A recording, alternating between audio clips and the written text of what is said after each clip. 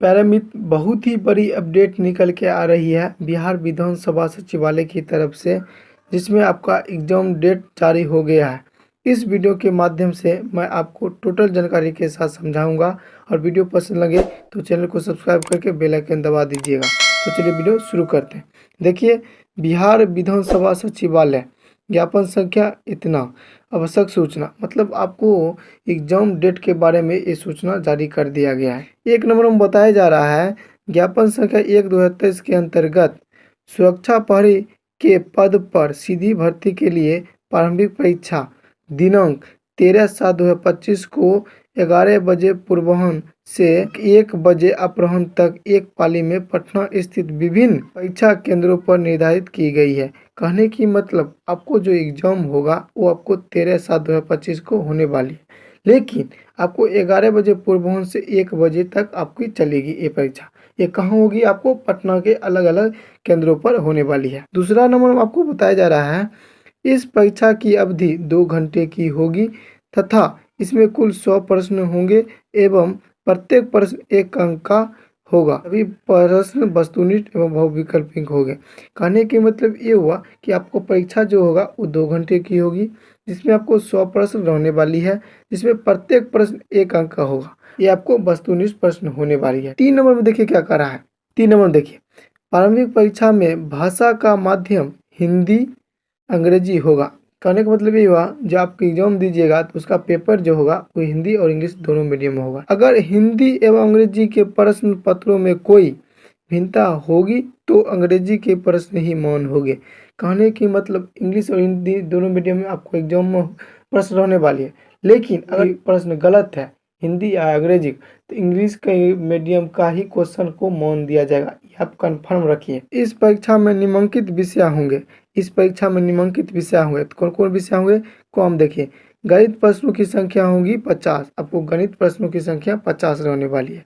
दूसरा में देखिए खम सामान्य अध्ययन प्रश्नों की संख्या 50 होगी और सामान्य अध्ययन प्रश्नों की 85 ही रहने वाली है। और 4 नंबर में समझते हैं, परीक्षा में अभ्यर्थी ओमार उत्तर पत्रक पर वांछित सूचनाओं यथा रोल नंबर, प्रश्न पुस्तिका नंबर, अनुच्छेद लेखन तथा हस्ताक्षर की प्रविष्टि दिए गए आवश्यक निर्देशों अनुदेशों के अनुसार करेंगे। कहने का मतलब ये हुआ कि आपका ओमार जो होगा ओमार बेस्ड आपको एग्जाम होने वाली है, जिसमें आपको रोल नंबर, प्रश्न पुस्तिका, अनुच्छेद लेखन तथा हस्ताक्षर की पुष्टि के निर्देशों को ध्यान से पढ़िएगा। उत्तर पत्रक ओमार पर वांछित अनिवार्य जानकारी नहीं भरने अथवा गलत प्रविष्टि करने की स्थिति में अभ्यर्थी स्वतः रद्द समझी जाएगी। कहने का मतलब ओमार सीट में अगर कोई भी गलती करते हैं तो आपकी परीक्षा जो होगी वो रद्द मानी जाएगी या अभ्यर्थियों को एब्सेंट माना जाएगा एवं उनके उत्तर पुस्तिका का मूल्यांकन नहीं किया जाएगा तथा इसके लिए सभा सचिवालय जिम्मेदार नहीं होगा। कहने का मतलब अगर कुछ त्रुटि हो गया तो आपका उत्तर पुस्तिका का जब मूल्यांकन नहीं किया जाएगा, इसका जिम्मेदारी सचिवालय की तरफ से कोई नहीं होंगे। उसके बाद देखिए 5 नंबर क्या कह रहा है, वस्तुनिष्ठ परीक्षा के उत्तर पत्र को ओमार सीट में प्रश्नों के उत्तर अभ्यर्थी द्वारा मात्र blue black ball point pen से रंगा जाना और किसी भी स्थिति में एक बार अंकित उत्तर का बदलाव मान नहीं होगा। मतलब आप पहले तो भरिएगा तो ब्लू से या ब्लैक पेन से भरिए, अगर भर देते हैं उसके बाद बदलाव करते हैं तो आपका क्वेश्चन गलत हो जाएगा, ये आप ध्यान दीजिए। उत्तर के विरुद्ध अंकित उत्तर पत्रक में काट कूट परिवर्तन या पेंसिल द्वारा अंकित उत्तर को अमान्य कर दिया जाएगा। कहने के मतलब पेंसिल से करते हैं या काट कूट करते हैं तो आपको उत्तर पत्रिका को आपको अमान्य घोषित कर दिया जाए। 6 नंबर आपको सूचना है, अभ्यर्थी को परीक्षा समाप्त होने से पहले तथा ओमार उत्तर पत्रक कार्बन कॉपी सहित व उन्हें दी गई प्रश्न पुस्तिका शिक्षक को सौंपे बिना परीक्षा कक्ष छोड़ने की अनुमति नहीं मिलेगी। कहने के मतलब आप एग्जाम देते वक्त एग्जाम समाप्त होने वाली है, समाप्त होने के बाद आप वहीं पर बैठे रहिएगा, सिर्फ शिक्षक आएंगे तब आपके कार्बन कॉपी देंगे और प्रश्न पुस्तिका ले जाएंगे। उसके बिना बताए आप बाहर निकलते हैं तो आपको प्रश्न पुस्तिका ले लिया जाएगा और आपको रिजेक्ट भी कर दिया जा सकता है। इन्हें ले जाने का प्रयत्न करना दंडनीय अपराध है। देख लिए, इन्हें अगर ले भी जाते हैं तो आपको दंडनीय अपराध माना जाएगा, तो आपको कानूनी केस भी हो सकता है। इसलिए जब तक भिक्षक नहीं आते हैं तब तक आप बैठे रहिए, आएंगे तो आपको उत्तर पुस्तिका ले जाएंगे और मार्कशीट भी ले जाएंगे और आपको कार्बन कॉपी दे दिया जाएगा। उसके बाद देखिए 7 नंबर में क्या कह रहा है। 7 नंबर देखिए क्या कह रहा है। परीक्षार्थी परीक्षा के निर्धारित समय से 1 घंटा पूर्व परीक्षा केंद्र पर पहुंचे। आपका जब एग्जाम है, एग्जाम से 1 घंटा पहले आप सेंटर पर पहुंचिएगा। परीक्षा अवधि की समाप्ति के उपरांत ही परीक्षार्थी परीक्षा कक्ष से बाहर जाएंगे। परीक्षा खत्म होने के बाद ही आप परीक्षा से बाहर जाइएगा, ठीक है। ये आपको 2 घंटा होगा, 2 घंटा खत्म होने के बाद ही आप कक्ष से बाहर जाइए। 8 नंबर देखिए, अभ्यर्थी सुरक्षा प्रहरी पद की परीक्षा के लिए अपना प्रवेश पत्र दिनांक 5/7/2025 से 12/7/2025 तक बिहार विधानसभा की वेबसाइट, ये वेबसाइट है, से डाउनलोड कर सकते हैं। और आप एडमिट कार्ड कैसे डाउनलोड कीजिएगा, तो डाउनलोड करने के लिए आपको 5/7/2025 से लेकर 12/7/2025 तक आप डाउनलोड कर सकते हैं। और डाउनलोड करने के लिए देखिए ये वेबसाइट है, इस पे जाकर आप डाउनलोड कर सकते हैं। उसके बाद देखिए अभ्यर्थियों को ये डाक पोस्ट द्वारा प्रमाण पत्र नहीं किया जाएगा। एडमिट कार्ड नहीं, एडमिट कार्ड जो आएगा आपको डाकघर देगा। ये बहकावे में आप मत रहिए, आपको ऑनलाइन ही डाउनलोड करना पड़ेगा। उसके लिए समय भी रखा गया है, 5 तारीख से लेकर और 12 तारीख के बीच आप डाउनलोड करके प्रिंट आउट कर सकते हैं। उसके बाद आपको नहीं होगा, ठीक है। और ये डाक पोस्ट द्वारा आपको एग्जाम के एडमिट कार्ड नहीं आने वाली है। 9 नंबर देखिए, अभ्यर्थी परीक्षा केंद्र पर ब्लू ब्लैक पॉइंट पेन, प्रवेश पत्र, एडमिट कार्ड एवं पहचान पत्र की मूल प्रति के साथ उपस्थित होंगे तथा प्रवेश पत्र एडमिट कार्ड पर अंकित अनुदेश का अध्ययन कर उसका अनुपालन सुनिश्चित करेंगे। इसमें तो एक बात साफ कर दिया गया कि आप ब्लू पेन और ब्लैक पेन लेके जाइए और एक एडमिट कार्ड और एक पहचान पत्र। इसमें कन्फर्म नहीं किया गया कि ओरिजिनल लेके जाइएगा कि जीरोक्स, तो आप ऐसा कीजिएगा कि ओरिजिनल भी लेके जाइएगा और आप कॉपी भी लेके जाइएगा, जिसको जीरोक्स कहते हैं, ठीक है। तो ओरिजिनल लेके जाइएगा, वहाँ चेक करने में आपको सुविधा होगा, आप जल्दी से जा सकते हैं अंदर, नहीं तो आपको दिक्कत हो सकती है। इसलिए ओरिजिनल ही लेके जाइएगा और उसमें एडमिट कार्ड में जो निर्देश दिया गया है उसका अच्छा से अध्ययन कर लीजिएगा और उसी का अनुपालन किया जाएगा। उसके बाद देखिए 10 नंबर में क्या कर रहा है। अभ्यर्थी को निर्देश दिया जाता है कि वे परीक्षा केंद्र पर फुल शर्ट, जूता, ऊंची सैंडल पहन कर नहीं आए।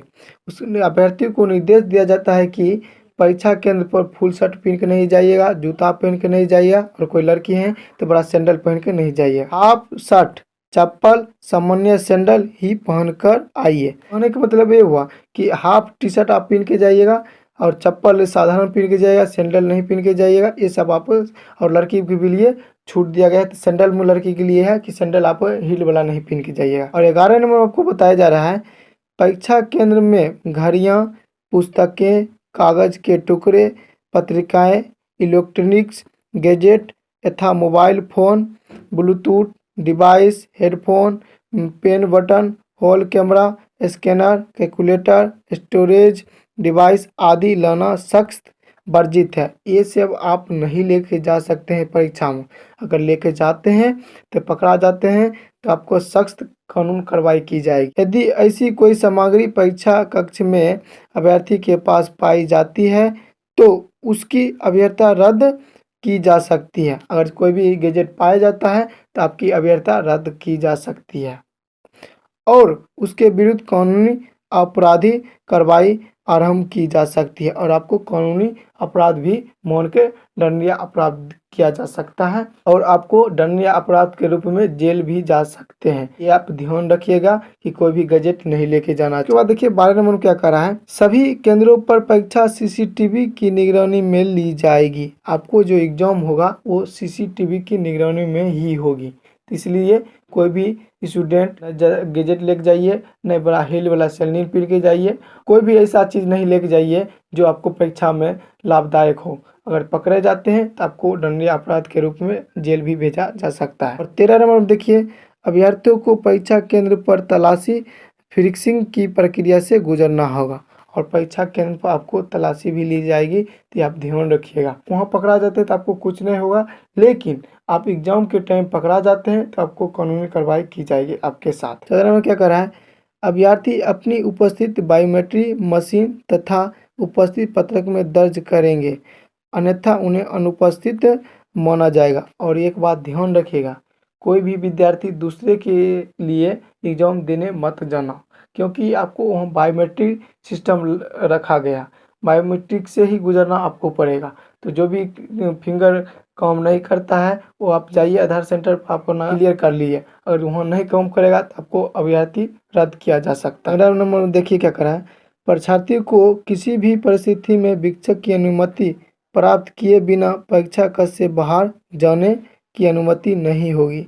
और आपको एक बार क्लास में घुस जाते हैं, उसके बाद शिक्षक की अनुमति के बिना आप बाहर नहीं जा सकते हैं। यदि कोई परीक्षार्थी शिक्षक पर्यवेक्षक की अनुमति प्राप्त किए बिना परीक्षा कक्ष से बाहर जाता है तो उन्हें पुनः प्रवेश की अनुमति नहीं दी जाएगी तथा उन्हें परीक्षा से वंचित कर दिया जाएगा। ऐसा अगर नहीं करते हैं, बिना बताए शिक्षक से बाहर जाते हैं, तो आपको दोबारा घुसने के लिए रूम नहीं दिया जाएगा और परीक्षा से आपको वंचित कर दिया जाएगा, यानी अनुपस्थित कर दिया जाएगा। उसके बाद देखिए 16 नंबर में क्या कह रहा है, प्रवेश पत्र पूर्णतः औपबंधिक है। प्रवेश पत्र निर्गत होने से अभ्यर्थी की अर्हता संपुष्ट नहीं होती है। आपके द्वारा ऑनलाइन आवेदन में की गई प्रविष्ट एवं दी गई सूचना तथा उससे संबंधित कागजात में किसी भी प्रकार की भिन्नता रहने पर उनकी अभ्यर्थता रद्द की जा सकती है।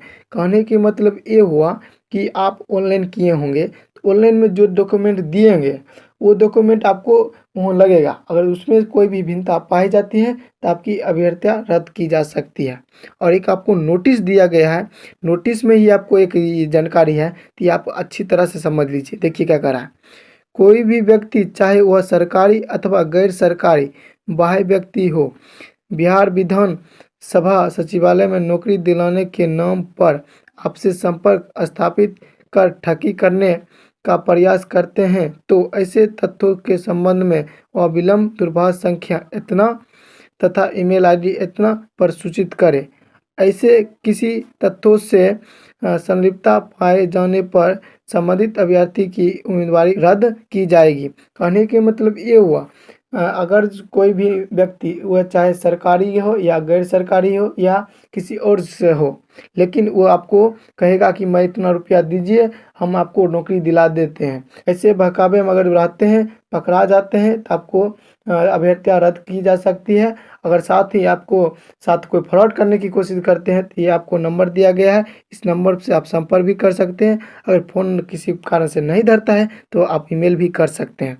इसमें ये आपको नोटिस देखिए 3/7/2025 को ही निकल के आई थी, जिसमें आपको अवर सचिव बिहार विधान सभा सचिवालय पटना के द्वारा नोटिफिकेशन निकल के आ रही है। इस वीडियो के माध्यम से मैं आपको 16 ऐसे जानकारी इसमें दिया गया, वो 16 ही मैं आपको बताकर समझाने की कोशिश किया हूँ।